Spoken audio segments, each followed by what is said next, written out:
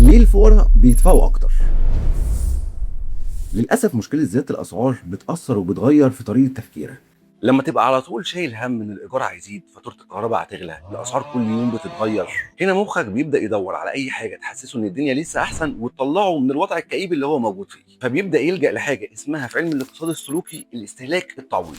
يعني هنا انت بتبدا تشتري مش لانك محتاج، بس لان الشراء في حد ذاته بيديك احساس مؤقت بالراحه وان انت لسه قادر تشتري. ودي الحاجه اللي بتعرف تستغلها كويس شركات القروض والتمويل والتقسيط، لان هم بيبقوا عارفين كويس ان الشخص اللي تحت ضغط مالي بيبقى عنده قابليه اكتر ان هو يوافق على اي حل سريع، فتبدا تقول لك من غير مقدم اول قسط الشهر الجاي مفيش فوائد. وهنا بيبداوا يدخلوك في مشكله تانية اسمها الشراء الاندفاعي، يعني كل ما تبقى الدنيا اسهل واسرع كل ما فرصه ان انت تشتري بتبقى اكبر. وده بيدخلنا للمبدا الشهير في كتاب الفقراء يدفعون اكثر، ان الشركات بتديك حلول تبان سهله وسريعه بس تكلفتها الاجماليه عليك بتبقى اضعاف. وهنا زي ما بنقول كل مره انت لازم تحدد كويس الحاجه اللي انا هشتريها دي هو انا فعلا محتاجها ولا بشتري راحه نفسيه هتخلص بعد كام يوم.